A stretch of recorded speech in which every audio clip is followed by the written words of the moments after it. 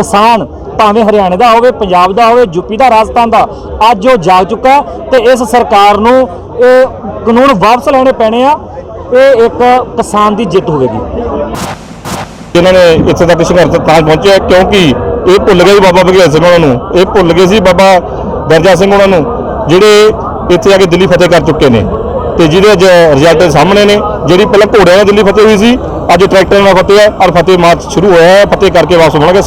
26 तारीख से आज तक निरंतर हमारे पंप पर जो अम्बाला पेहवा रोड पर है ओंकार फ्यूल स्टेशन, आज तक निरंतर फ्री डीजल सेवा हम कर रहे हैं। ये भी बात आई थी कि भाई ये तो कांग्रेस के बकाए लोग हैं, ये तो विपक्ष के बकाए लोग हैं। मैं तो ये कह रहा हूँ कि विपक्ष तो है ही नहीं। विपक्ष कहाँ है? अगर विपक्ष मजबूत होता, खट्टर ये कहने की हिम्मत करता कि मैं इनको हरियाणा में नहीं आने दूंगा, दिल्ली में नहीं आने दूंगा। ਉਹਦੇ ਵਿੱਚ ਮੈਨੂੰ ਸਪੈਸ਼ਲ ਤੌਰ ਤੇ ਨਾਮਜ਼ਦ ਕੀਤਾ ਗਿਆ ਕਿ ਬਗੀਚਾ ਸਿੰਘ ਨੂੰ ISI ਨੇ ਭੇਜਿਆ, ਇਹਨੂੰ ਪਾਕਿਸਤਾਨ ਨੇ ਭੇਜਿਆ ਤੇ ਇਹਨੇ ਆ ਕੇ ਸ਼ਾਹੀਨ ਬਾਗ ਦੇ ਮੁਸਲਮਾਨਾਂ ਨਾਲ ਰਲ ਕੇ ਤੇ ਦੰਗੇ ਕਰਾਏ ਆ, ਜੋ ਕਿ ਉੱਥੇ ਤੁਸੀਂ ਸਾਰਾ ਕੁਝ ਮੀਡੀਆ 'ਚ ਵੇਖਿਆ ਸੀ ਵੀ ਦੰਗੇ ਕਰਾਉਣ ਵਾਲੇ ਕੌਣ ਸੀ। ਉੱਥੇ ਮੈਂ ਪਿੰਨੀਆਂ ਦਾ ਲੰਗਰ ਲੈ ਕੇ ਆਇਆ, ਘਰ ਪਿੰਨੀਆਂ ਬਣਾਈਆਂ, ਦੇਸੀ ਘਿਓ ਨਾਲ ਵੰਡ ਰਹੇ ਆ ਸਾਰਿਆਂ ਨੂੰ। ਅਸੀਂ ਸਾਡਾ ਜੋ ਲੰਗਰ ਵੰਡਣ ਦਾ ਕੰਮ ਆ, ਇਹ ਸਾਡੇ ਗੁਰੂ ਨਾਨਕ ਦੇਵ ਜੀ ਨੇ 550 ਸਾਲਾਂ ਤੋਂ ਸਾਨੂੰ ਇਹ 20 ਰੁਪਏ ਦਾ ਲੰਗਰ ਸ਼ੁਰੂ ਕੀਤਾ ਤੇ ਚੱਲ ਰਿਹਾ। कह दिया शुरू में कि ये तो सिखों का आंदोलन है, उन्हें सोचा बोलते हम ये बात खत्म हो जाएगी। जब बात नहीं बनी तब बोलते तो खालिस्तानियों का आंदोलन है, वैश्य काम चल रहा है। तब बात नहीं बनी तो हरियाणा प्रदेश के मुख्यमंत्री ने बयान दिया इतने बड़े जिम्मेदार पद पर बैठ के कि इसमें हरियाणा कोई आदमी नहीं है, हम सब हरियाणा के लोग हैं।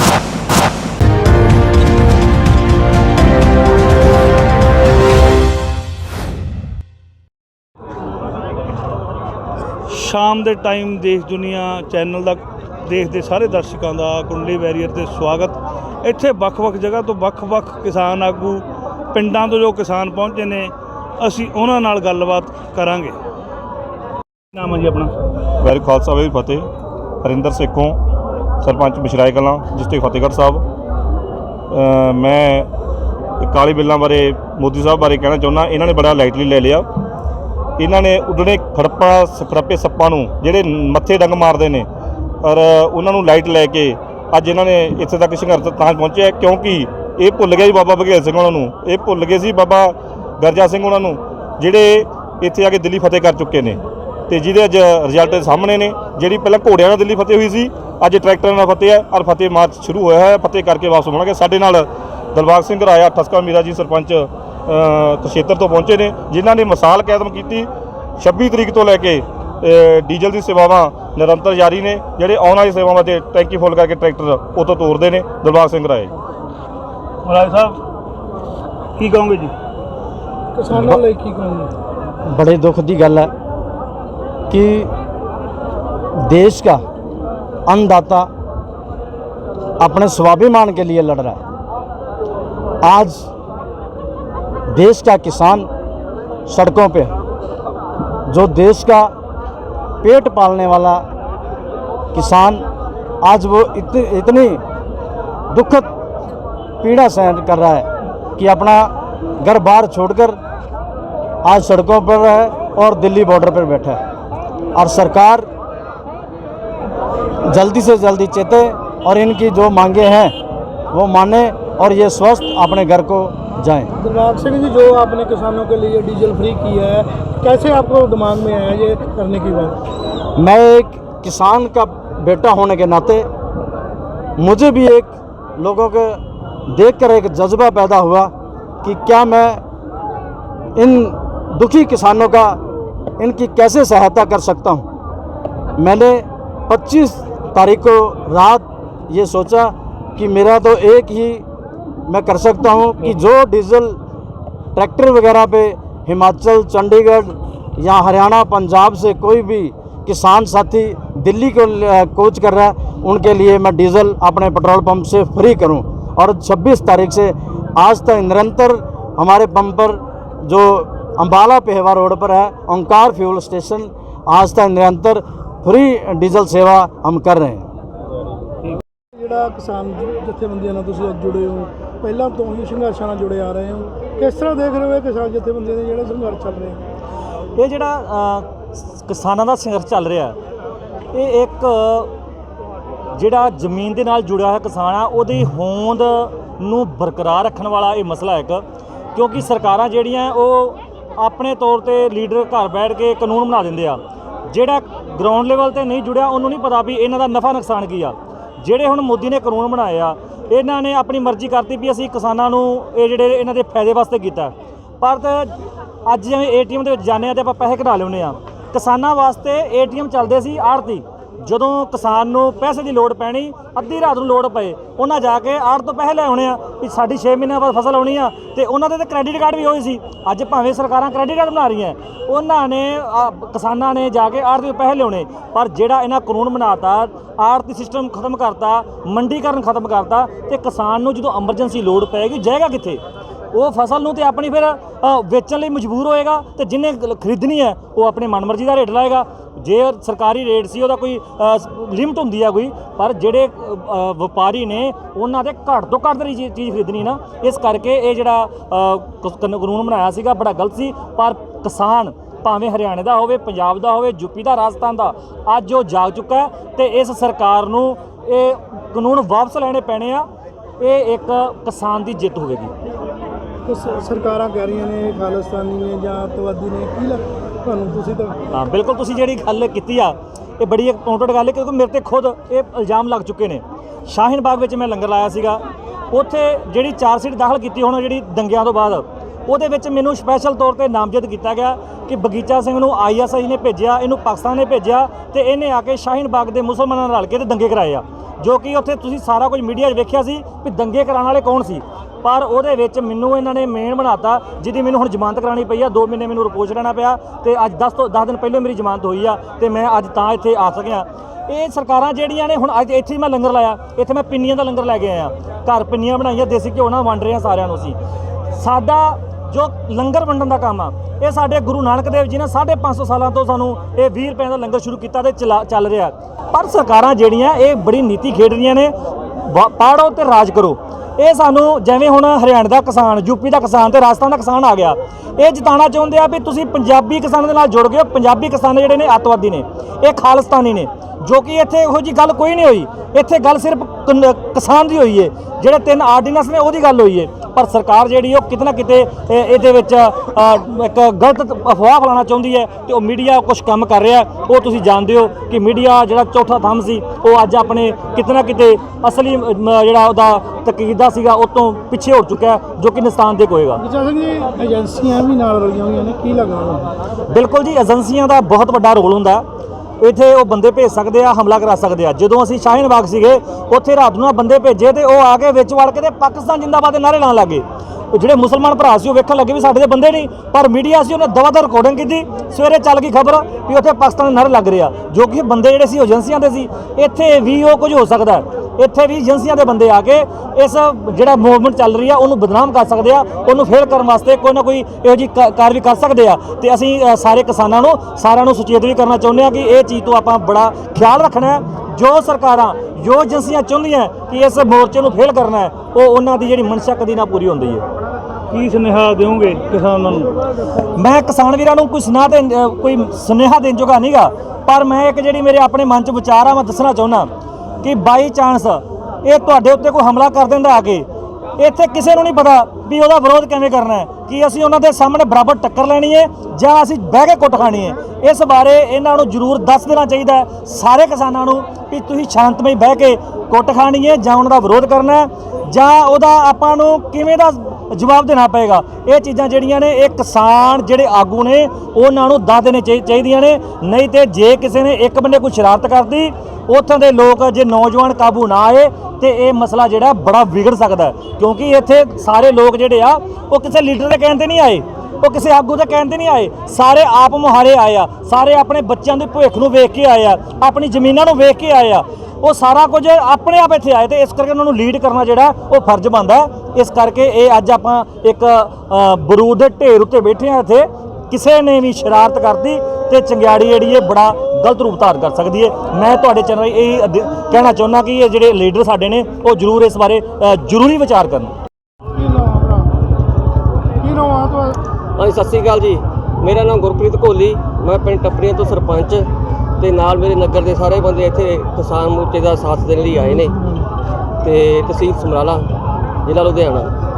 ਤੇ ਅਸੀਂ ਤਾਂ ਇਹ ਸੋਚ ਰਹੇ ਹਾਂ ਵੀ ਇਹ ਐਸੀ ਨਾਮਰਦ ਸਰਕਾਰ ਆ ਜਿਹਦੀ ਹਜੇ ਤੱਕ ਨੀਂਦ ਨਹੀਂ ਖੁੱਲ੍ਹ ਰਹੀ।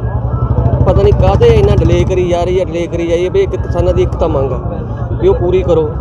ਇਹਨਾਂ ਨੇ ਇੰਨੇ ਕਾਲੇ ਕਾਨੂੰਨ ਲਿਆ ਕੇ ਕੋਈ ਆਮ ਬੰਦੇ ਤਾਂ ਹੈ ਨਹੀਂ ਵੀ ਇੱਥੇ ਆਏ ਨੇ। ਕਦੇ ਕਹਿੰਦੇ ਨੇ ਇਹ ਖਾਲਸਾਨੀ ਆ ਰਹੇ ਨੇ, ਕਦੇ ਕਹਿੰਦੇ ਨੇ ਇਹ ਕੋਈ ਹੋਰ ਜਥੇਬੰਦੀਆਂ ਤੋਂ ਆ ਨੇ। ਹੁਣ ਤਾਂ ਨਿਰੋਲ ਕਿਸਾਨ ਨੇ, ਕਿਸਾਨਾਂ ਨੇ ਆਪਣੇ ਹੱਕ ਲਈ ਲੜ ਰਹੇ ਨੇ। ਲੜਨਾ ਚਾਹੀਦਾ ਉਹਨਾਂ ਨੂੰ, ਆਪਣੀ ਹੱਕ ਦੇ ਗੱਲ ਤੇ ਉਹਨਾਂ ਦੀ ਗੱਲ ਗੌਰਮੈਂਟ ਨੂੰ ਮੰਨਣੀ ਚਾਹੀਦੀ ਆ। ਅੱਜ ਜਿਹੜੀ ਮੀਟਿੰਗ ਹੁੰਦੀ ਆ ਬੇਸਿੱਟਾ ਮੀਟਿੰਗ ਅੱਜ ਵਾਲੀ ਮੀਟਿੰਗ ਦਾ ਹਜੇ ਤੱਕ ਕੋਈ ਪਤਾ ਨਹੀਂ ਚੱਲਿਆ ਹੈਗਾ। ਕਹਿੰਦੇ ਨੇ ਵੀ ਸੁਧਾਰ ਕਰ ਲੈਂਦੇ ਆ ਪਰ ਅਸੀਂ ਕਾਨੂੰਨ ਰੱਦ ਨਹੀਂ ਕਰਨੇ। ਪਰ ਇਹ ਆਪਣੀ ਦੁਨੀਆ ਇਹੀ ਕਹਿ ਰਹੀਆਂ ਨੇ ਵੀ ਅਸੀਂ ਕਾਨੂੰਨ ਰੱਦ ਕਰਾਉਣੇ ਨੇ। ਉਹਨਾਂ ਨੇ ਜਿਹੜੀ ਕਿਸਾਨ ਯੂਨੀਅਨ ਨੇ ਇਹ ਫੈਸਲਾ ਲਿਆ ਸੀ ਕੱਲ ਵੀ ਇਹ 'ਚ ਸੁਧਾਰ ਨਹੀਂ ਅਸੀਂ ਕਰਾਉਣਾ, ਅਸੀਂ ਇਹਨੂੰ ਰੱਦ ਕਰਾ ਕੇ ਹੀ ਵਾਪਸ ਜਾਵਾਂਗੇ। ਤੁਸੀਂ ਕੀ ਸਹਿਮਤੀ ਇਹਦੇ ਵਿੱਚ ਪ੍ਰਗਟ ਕਰਦੇ ਹੋ? ਮਤਲਬ ਅਸੀਂ ਵੀ ਇਹੀ ਕਹਿੰਦੇ ਵੀ ਰੱਦ ਕਰਾ ਕੇ ਜਾਣਾ। ਰੱਦ ਕਰਾਉਣ ਦੇ ਚੱਕਰ 'ਚ ਆਏ ਆ ਸਾਰੇ, ਰੱਦ ਕਰਾਉਣਾ ਹੀ ਹੈ। ਸੁਧਾਰ ਨਾਲ ਕੋਈ ਫਾਇਦਾ ਨਹੀਂ ਹੋਣਾ ਹੈਗਾ। ਕਾਹਦੇ ਖਾਤਰ ਸੁਧਾਰ ਕਰਨੇ ਨੇ? ਸੁਧਾਰਾਂ ਦੇ ਵਿੱਚ ਕੋਈ ਹੋਰ ਚਾਰ ਪੰਗੇ ਗਲਤ ਪਾਉਣਗੇ। ਇਹ ਰੱਦ ਕਰਾਉਣ 'ਚ ਹੀ ਆਏ ਆ ਸਾਰੇ ਰੱਦ ਕਰਾ ਕੇ ਹੀ ਜਾਣਗੇ। ਇੱਕ ਬਾਦਲ ਤੇ ਢੀਂਡਸੇ ਨੇ ਪਦਮ ਭੂਸ਼ਣ ਵਾਪਸ ਕਰਨ ਦੀ ਗੱਲ ਕੀਤੀ ਆ, ਉਹਨੂੰ ਕਿਵੇਂ ਦੇਖਦੇ ਹੋ ਤੁਸੀਂ? ਉਹ ਇਹ ਤਾਂ 86 ਰਾਜਨੀਤੀ ਗੱਲਾਂ ਨੇ। ਇਹਨਾਂ ਦਾ ਕੀ ਪਦਮ ਭੂਸ਼ਣ ਮੋੜਨਾ ਜਾਂ ਕੀ ਕਰਨਾ ਹੈ ਨਾ, ਇਹਦਾ ਕੋਈ ਮੈਨਾਂ ਹੀ ਰੱਖਦਾ ਹੈਗਾ। ਹੁਣ ਜਨਤਾ ਦੇ ਮੂਹਰੇ ਜਾਣ ਜੋਗੇ ਨਹੀਂ ਰਹੇ। ਹੱਥ ਪੱਲੇ ਮਾਰਦੇ ਨੇ ਵੀ ਐਂ ਮਾਰ ਕੇ ਅਸੀਂ ਕੱਲ੍ਹ ਨੂੰ ਜਾਣ ਜੋਗੇ ਰਹਿ ਜਾਈਏ। ਹੁਣ ਲੋਕਾਂ ਦਾ ਨਕਾਰ ਤੇ ਇੱਥੇ ਤੱਕ ਵੀ ਸੁਣ ਜਾ ਰਿਹਾ ਵੀ ਗਾਹਾਂ ਨੂੰ ਕਿਸਾਨ ਯੂਨੀਅਨ ਨੇ ਆਪਦੇ ਬੰਦੇ ਖੜਾਊਗੀ ਤੇ ਚੰਗੀ ਗੱਲ ਉਹ ਸਾਰੇ ਬੰਦੇ ਕਿਸਾਨ ਯੂਨੀਅਨ ਜਿੱਤਣਗੇ। ਅਸੀਂ ਵੀ ਕਿਸਾਨ ਯੂਨੀਅਨ ਨੂੰ ਸਾਰਿਆਂ ਨੂੰ ਇਹੀ ਬੇਨਤੀ ਕਰਦੇ ਹਾਂ ਵੀ ਗਾਹਾਂ ਤੋਂ ਰਾਜਨੀਤੀ 'ਚ ਬੰਦੇ ਹੀ ਆਪਦੇ ਸ਼ੁਰੂ ਕਰੋ। ਕਿਸਾਨ ਦੇ ਜਿਹੜੇ ਕਿਸਾਨ ਨੇ ਮੋਢੇ ਨਾਲ ਮੋਢਾ ਚੁਣ ਕੇ ਖੜੇ ਨੇ ਪੰਜਾਬ ਦੇ ਕਿਸਾਨਾਂ ਨਾਲ। ਹਾਂਜੀ, ਦੋਨੇ ਮਤਲਬ ਕਿਸਾਨ ਜਿੰਨੇ ਵੀ ਕਿਸਾਨ ਨੇ ਕੀ ਸੁਨੇਹਾ ਦੇਵੋਗੇ ਤੁਸੀਂ ਸਾਰਿਆਂ ਨੂੰ? ਅਸੀਂ ਦੇਖੋ ਜੀ ਕਿਸਾਨਾਂ ਨੂੰ ਸੁਨੇਹਾ ਦੇਵਾਂਗੇ ਵੀ ਇਹਨਾਂ ਨੇ ਚੰਗਾ ਕੀਤਾ ਕੰਮ। ਦੇਖੋ ਜਿਹੜੀਆਂ ਸਾਡੀਆਂ ਜਥੇਬੰਦੀਆਂ ਵੱਖਰੀਆਂ ਹੋਈਆਂ ਫਿਰਦੀਆਂ ਸੀਗੀਆਂ, ਹਰਿਆਣੇ ਨਾਲ ਸਾਡਾ ਪਿਆਰ ਜਿਹੜਾ ਦੁਬਾਰਾ ਤੋਂ ਜੁੜ ਗਿਆ। ਹਰਿਆਣੇ ਲੋਕਾਂ ਨੇ ਜਿੰਨਾ ਸਾਡਾ ਸਾਥ ਦਿੱਤਾ ਤੇ ਇਹ ਇਸ ਤੋਂ ਧੰਨਵਾਦ ਹੈ ਮੋਦੀ ਦਾ ਵੀ ਉਹਨਾਂ ਨੇ ਇਹ ਬੰਦੇ ਤਾਂ ਇਕੱਠੇ ਕਰੇ। ਅੱਜ ਸਾਨੂੰ ਹਰਿਆਣੇ ਦਾ ਵੀ ਧੰਨਵਾਦ ਆ। ਅੱਜ ਸਾਨੂੰ ਹਰਿਆਣੇ ਦਾ ਇੰਨਾ ਪਿਆਰ ਮਿਲ ਰਿਹਾ ਤੇ ਸਾਡੀ ਇੱਕ ਭਾਈਵਾਲਾ ਸਾਂਝ ਵੱਧ ਰਹੀ ਹੈ। कहाँ से आए हो, कौन से अखाड़े से हो? स्वामी जसमेर हमारा नाम है और काशी जी जहाँ से मोदी जी चुनाव लड़ते हैं, कबीर जी की मूल गद्दी है, वहाँ से हमारे पास श्री महंत की उपाधि है और सार्वभौम सनातन धर्म महासभा श्री महामंडलेश्वर की हमारे पास उपाधि है और देशवाल खाप संचालन कमेटी ऑल इंडिया चेयरमैन का मेरे पास जिम्मा है। जो हमारे बड़े चार गोट हैं मान, दलाल, देशवाल और सिहार, और यहाँ हम लोग पहुँचे। हरियाणा हमारा किसान घर का जन्म है, किसान घर का जन्म है, इसलिए मेरे को भी यही होना चाहिए। किसानों के लिए आप पहुंचे हो। आज जो 13वां दिन चल रहा है, मोदी को कुछ भी नहीं समझ रहा है। क्या बात है किसानों को? क्या है उसको किसानों को दुख नहीं चलता? दरअसल मामला ये है कि मोदी सरकार में कुछ लोग ऐसे चतुराई करके बैठे हैं, वो अहंकार इतना ऊंचे उनका बना हुआ है, वो जन भावनाओं को तो मानते ही नहीं और इस आंदोलन को भी उसी में ले लिया। इसको कह दिया शुरू में कि ये तो सिखों का आंदोलन है।